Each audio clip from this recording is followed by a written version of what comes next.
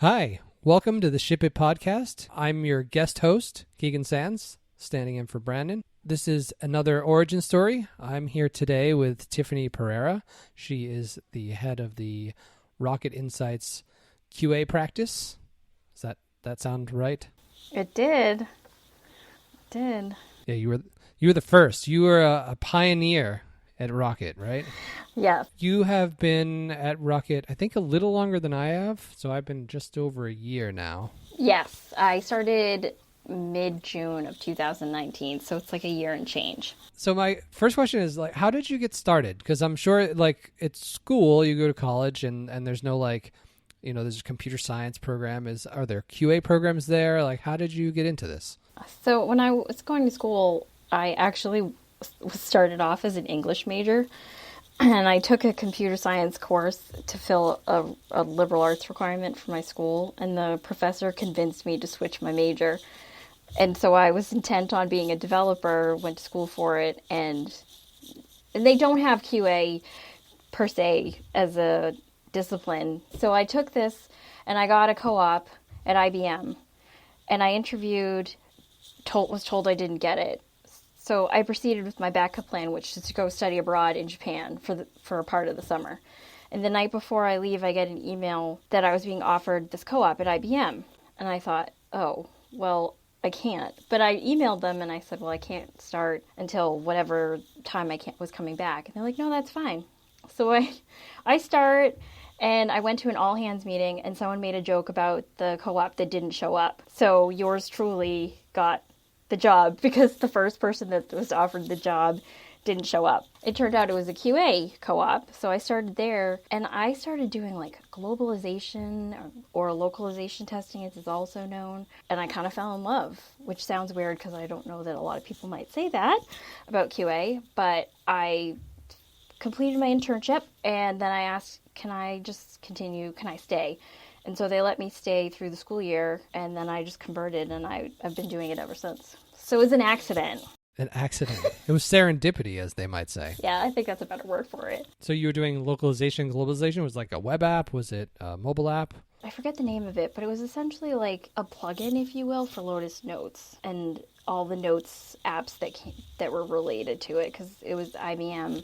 It was mostly legacy users at that point. There were a lot of people that were moving away from that application, and it was accessibility testing, globalization testing, and it was all manual until I think I had been there about a year. And then I went and did automation full time. And then what happens at a lot of companies, they were up against a deadline and they didn't have enough testing resources, so they pulled me off of automation and put me back into manual testing.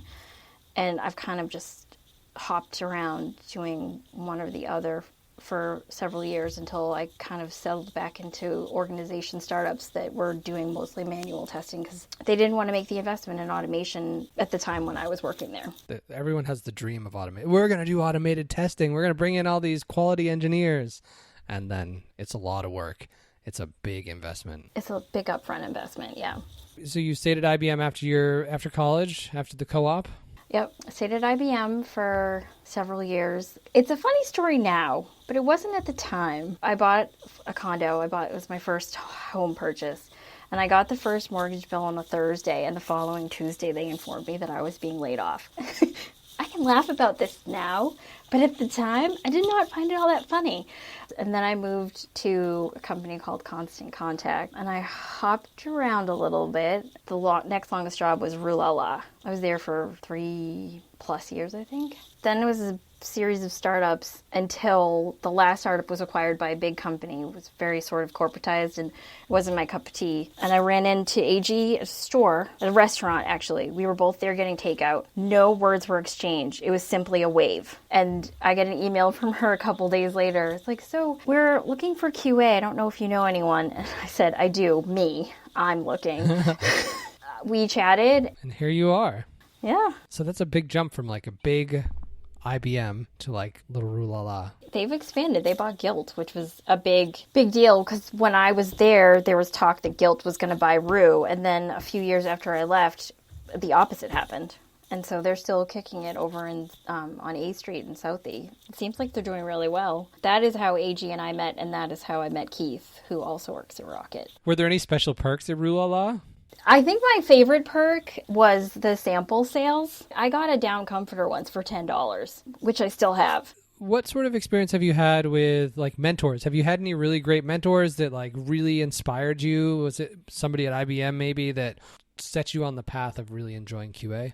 There are two people that come to mind. At IBM, there was a person that I worked with when I got into automation, and I still say this to this day. When I first started working in that area, he would tell me, he's like, if it's not frozen, you can't skate on it with regards to automation. And I still quote that now, especially when folks want to do UI automation, but they're still changing what the UI looks like. And I think probably the most influential mentor I've had was someone that I met at Rue. And then I worked for him at another company that was a startup after that. And he definitely, I think for me, he was probably the most influential person in terms of shaping my career, because he was the person that got me to really tap into how I look at a problem, how I look at a feature, how I look at a user story, just the frame of mind that I walk into something with, and think about the questions that I want to ask, and think about how I would want to test something to prove that it's meeting the acceptance criteria, or that it's not, or that there are some gaps in it that we didn't take into account for. He is probably the most influential person that I've ever worked with. He could be tough to work with, though. I remember someone asked me once, what's it like working for him?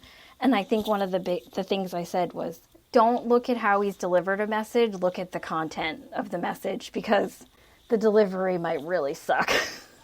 I mean, it's good that you could pull that out from him, too, that he really knew his stuff. It's just sometimes he was a little sharper on the edges, I guess.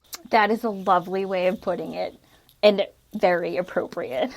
He helped you kind of see all the paths, like take that step back and kind of look and see, like, what is everybody else missing? Yeah, and also not to look at test cases as sort of the be-all, end-all, because I think sometimes people who are testing will look at, I need a document, I need a test script, I need something to tell me what to do. And I'm not saying that there aren't advantages or benefits to test cases, but I don't want something to tell me how to think. I want something to tell me some direction of how something should be working, or what kind of behavior I should be expecting to see.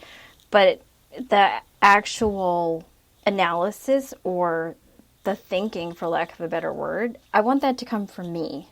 I don't want to miss something because I'm blindly following a step in a test case and just repeating that over and over again, because you'll miss things because you're repeating the same thing over and over again. And so if it's been designed to work that way, you're going to say it's great, it's functioning as designed. But like, what happens if you deviate from those steps, or if you try something that someone might accidentally do, if they press the wrong button, or they put something in there they're not supposed to put in there, something of that nature. And writing a test case that tells you exactly what to do word for word, like, you're taking away all the cognitive thinking that makes QA special. And because most developers are really ambitious, they probably read all the test cases, and they probably worked through all of those before they committed even one line of code, right? Sure. Definitely not true. What's a test case? I've worked with some developers who do ask, and I like to have an open dialogue with them and say, so this is where my head's at in terms of how to best prove that this is functional and isn't going to implode if someone does the wrong thing. And I like to have that feedback, because I don't necessarily spend all my time, I'm not in the code every day. I might look at the PRs or I might look at the fixes, or walk through even a fix. I don't know it as well as the developer does. But the developer might not understand the whole landscape as well as I do, because I'm trying to understand how all of these features work together and how the app is used as a whole. And so that conversation that can happen, it can yield so much. Sometimes the developer might say, oh, I didn't know you could do that. Or I definitely didn't think of that user scenario. And I might say to them, oh, I didn't know that was a constraint. I had no idea. And so you think of different ways to test it, and they think of different error scenarios to guard against because of that conversation. And I just find it to be supremely helpful, and I just like building that open dialogue with developers. But some of them are really open to it. Some of them not so much. I actually had my first job at IBM, I actually had a developer put a comment in a ticket when I asked some questions, and he actually wrote the word stupid in reference to me and saved it in the ticket. And I kind of think that that's when I decided, okay, I'm going to prove you wrong. And I just dug in my heels and I just went after all the test effort because I was like, oh, all right, that's what we're going to do. I can be really stubborn and persistent. Some people might tell you. You don't have to tell me. I know firsthand.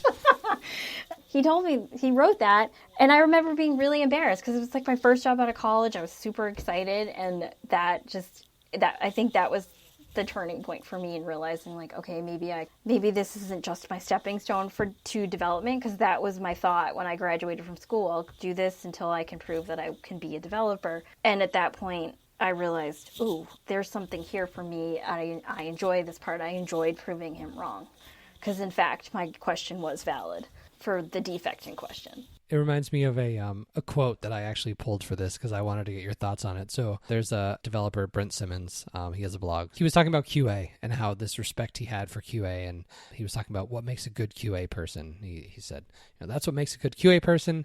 The best are macabre figures who delight in torturing developers, but then make up for it with the succinctness and precision of their bug reports. And that's always stuck with me, where the people who really the best QA people are the ones that are just in your face. You're like, oh, nope, sorry. You said you were as good, not good. But anybody can do that. Anybody can be a jerk, but they give you exactly I did this and this and this, and this is why it happened. And here's how. And ideally they even say, I wonder if it's because of this. I love that little bit of feedback where it's really important when they spend just a little more time. All right, yep, I found the bug.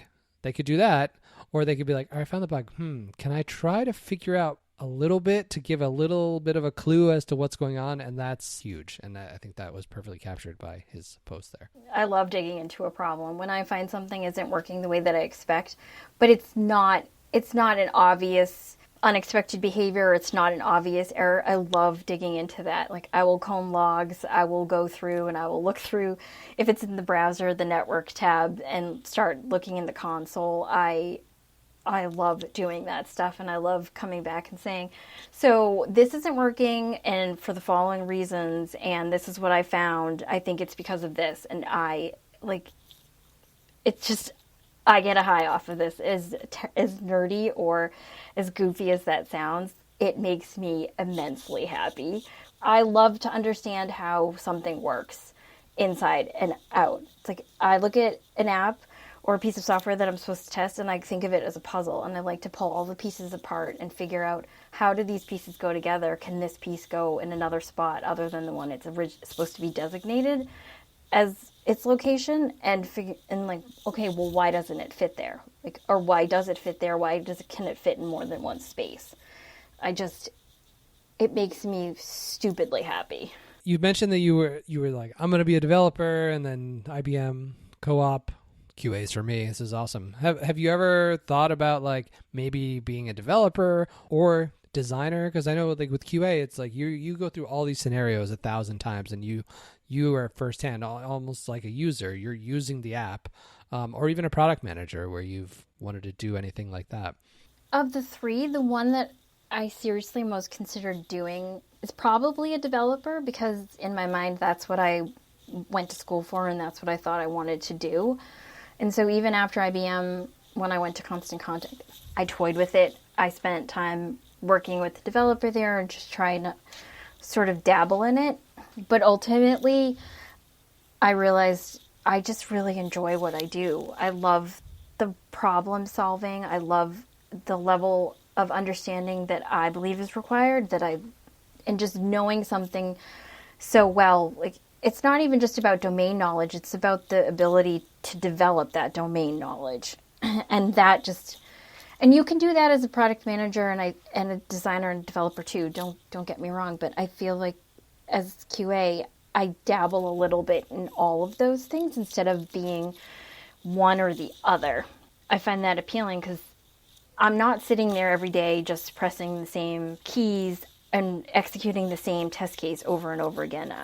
I'm changing it because the product is changing. I guess I just am in love with QA. I think after Constant Contact, I never really thought about it again, especially when I realized if I wanted to sort of dive into, more development geared skills, that I could do that with automation. Like that really sort of cemented it for me. Yeah, because you can drop into locust.io every once in a while and get your fill of coding. That was a quick turnaround, and I actually feel like I should probably write a blog post about that, because it was quick and it ended up yielding something that made a difference. Oh, that bug. Oh my gosh.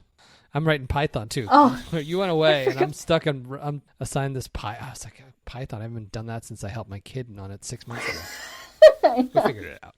So what's one thing you would tell developers to like make them more easy to deal with, and just what would be helpful for us to know to work better with you and other QA folks? I would tell them, just don't underestimate the open dialogue concept that I mentioned at the beginning, because in the past, and I know this is not every organization, sometimes that old school mentality of the silo, it's dev then QA, is still a thing, and I think there's a mistake in thinking of it that way or behaving that way. The QA they have value. They can help with reducing your churn. Just having a conversation with them and not underestimating that they might be looking at a problem in a way that you aren't, that will help you solve a problem. And just talking to them and building that rapport. I love when I can just talk to someone and say, so I noticed the following, and I just give them a list and say, but I think it's all the same root cause. Can we work through this? Can we talk through this? Or are we sure that this code is deployed correctly? Because I'm still seeing the same problem. Like, can we talk through this? It reduces the churn in terms of, oh, I'm going to open a bug, or I'm reopening this bug, and then there's this whole back and forth, and context gets missed, and it becomes way more expensive in terms of the development cost. And it sounds like so basic and elementary, but I've been in situations where there's this like wall up, and I hate that, and so I make it my mission to sort of tear it down. I just like to build a rapport with the people that I'm working with, and it's not even just like developer QA, it's design, it's product management, it's all of those things, because you were trying to synthesize and bring it all together, and just having a 2-minute conversation and not just posting a comment in a ticket. Yeah, it's important for developers. I think you and I have worked a few times where there's this weird bug on the project, and I'm just like, all right, let's just go through. This is what it's supposed to be doing. It's right. Checking this. It's making sure, is this person eligible for that? And then you go, wait, oh, you're doing this check. I didn't even know that was occurring underneath the covers. And then that gives you that like aha moment. Oh, it's because over here I checked this checkbox that normally wouldn't have been checked. Right. And then sometimes too, I think you've said to me before, like, have you done this? And it turns out that it's a user. I did something wrong. And if I had just not thought to stop and ask, or the other way around, there would have been maybe a ticket, and like the whole rabbit hole would have gone down. We would have gone down trying to fix something that wasn't actually an issue. So developers out there, just shoot a line out to the person. And QA people, just shoot a line out. Ask a quick question. Don't just file that bug. Just double check first. What was your biggest oopsie story where you like realized, oh no, we just went to production and I just found this thing? Or what do you got? Okay, this is where I have to say just one. Because I could think of more than one. The best one that fits into the example that you just gave was one of the startups I worked at had a legacy version of the app and a new one, and they hadn't finished migrating the majority of their users from the old to the new. And I'm testing something that's in the new version. And I signed off on it, and we do a release, and then someone starts to say, oh, I can't do this in the old app. And I still remember I was sitting at my desk, and I thought, oh, expletive, I didn't check that. And I panicked, and I start checking out the old app, and lo and behold, it's totally broken. Like that one key feature, it's not the whole app, but this one thing that sort of is like the stepping stone for the whole workflow, totally broken. And like it hanged, it was just not working. And my manager, who's also my mentor, this was the second time I worked for him, is just looking at me. He was like, you are killing me. It's like the worst. Actually, now that I think about it, most of my best oopsie stories are the times that I worked for him. And I don't know if that says anything about him or me, but So that was a big oopsie, and so we had to do a hot fix that same afternoon because obviously not being able to complete a workflow in the old app, and most users are still on the old app, was really not good. So who had to tell development that this was there? Was it you or was it the manager? Though they already knew because my manager was not a quiet person. I owned up to it. I was like, oh, that was me. And that was really me. And I apologized profusely, and I felt guilty about it for a while, and to the point where I was super paranoid about checking the old and the new until I got more comfortable and just realized I need to ask more questions about what actually was changed and if it would impact, if it was common code between the new and the old and what the impact would be. That was not my best moment as a QA. Well, we all have those moments where we go, oopsie. Oh, that was a big oopsie. It's like half the development team was like stopped and like on a fire drill, and then it turned out it was just because I was an idiot. What are your philosophies on QA, automated versus manual, or, testing the back end or not testing the back end? So I spent a good chunk of my career not testing front end, actually testing the back end. And so I think there is a lot of merit to it. Believe that you sort of have to think about what the purpose of the feature is that you're trying to test.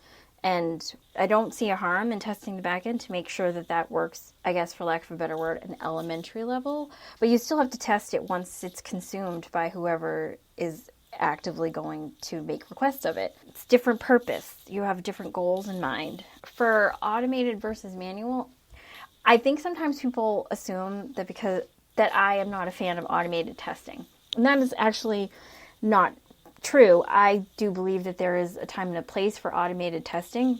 The common refrain that I've heard a lot in the places that I've worked is that automation can replace manual testing. And I believe that you can have automated testing, but it should not be considered as a replacement for manual testing. I think it's healthiest to have both, because automated testing can be very brittle, expensive from a maintenance perspective. If you have to make any sort of adjustments to it, writing the test itself is probably not all that expensive or time consuming. It's the infrastructure, the harness, and all the bits and pieces that allow it to run without any human intervention that can be the time consuming and expensive part. And well, the test scripts themselves can be expensive for maintenance. As my first mentor said, you can't skate on it if it's not frozen. You're writing tests that will require maintenance immediately. And so you're spending all your time maintaining something instead of actually using it as a testing approach. And that's not what you're spending more time learning about the test harness or your infrastructure and the tools that you're using than the actual application itself. With the automated test, once they start going off the rails, like you're like, oh, these tests failed the smoke test. 90% of the time, you're going to be like, all right, we'll just shut it off. It's because the dev did this weird thing and we weren't ready for it, and we need to just keep going because it's the very end of the process. I think one of the companies I worked with, they had all of these automated tests. They had a dedicated automation team, and they were trying to get the rest of the QA start actively participating. But people leave companies, but the work doesn't leave. The test suites stay. And people couldn't tell the next person what those tests were. And you're carrying all these tests and nobody knew what any of them did. And so they're failing. And the goal was to get to 100% green.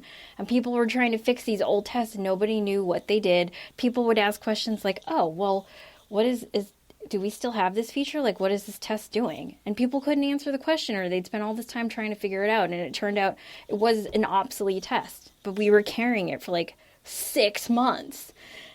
Time and a place for it. It is something definitely to be leveraged. It's something that can be super helpful. You just really need to be mindful of what your purpose is and what problem it's going to help you solve, and really understanding what you're trying to test. Like, know that before. Don't just go into it with like, I'm going to do 100% automation. It's going to save us all this time and all this money. It probably won't. Here at the Ship It podcast, we end every episode with picks where people recommend different things that they're experiencing or using right now that they want to share with other people. So, Tiffany, what do you have for your pick? There's a show that I just recently started watching called Diagnosis on Netflix. I found it by accident, and it's a show about the physician who was the consultant for, it was a Fox TV show about the doctor who solves really difficult medical cases. She writes the column for the New York Times, and she crowdsources people's cases. They haven't found a diagnosis, but they have these chronic issues. And every episode, she features a different case that she's written about in her column. And I haven't finished it yet, but it's so fascinating. All the different people who have medical backgrounds, people who don't have medical backgrounds, but they themselves or someone that they're close to have experienced the same symptoms that are being highlighted. And they provide these theories or explanations as to what this person is experiencing in an effort to help them get a diagnosis and hopefully make their lives a little bit easier. And I've just been really into it because I love the analysis part of it and how they approach a problem. So it's like Dr. House. Yes, it was House. Thank you. I couldn't remember it. Hugh Laurie. I could remember the actor's name, but I could not remember. That show was so good. I want my doctor to be Dr. House. I know. My doctor is like, I can barely get a hold of him, and he's like, "You're fine." Oh my God. I'm like, no, but I have this weird. No, you're fine. Just, do you want a test? Fine, go get a test. Okay, you're fine. Had all these tests done. The doctor that I saw was like, "Oh, maybe it's this. It could be this. You should talk with your doctor." And I wrote to him, and he's like, "Okay, sounds like everything's good. Stay safe." Stay safe. That's not what I'm looking for. I'm an anxious person. I want to hear, I want some good stuff. I want some meds. I want some diagnoses. Let's go. You should watch this show then. I think you would enjoy it. In this episode, my pick, I just finished the first season for All Mankind. It is a show on Apple TV Plus about the space race, but it's as if the space race kind of went a different route. So I don't want to spoil it, but I think trailers kind of show this. The Russians get to the moon first, and instead of how we did a few Apollo missions afterwards, and then in 1972 we were like, all right, we're out. We got up here. We're good. It's not that. The space race continues. And so it goes into, there's 10 episodes. It goes into what might have happened if the space race continued. And I had been watching with my son, but I was tired of watching it with him because he's unreliable and joining me to watch a show. And so I just powered through and finished it myself. It was really good. And season 2, I think they just started filming this past week. So that is my pick. Tiffany, thank you for joining me. Thank you for having me. And you didn't have to wear a mask for the entire episode.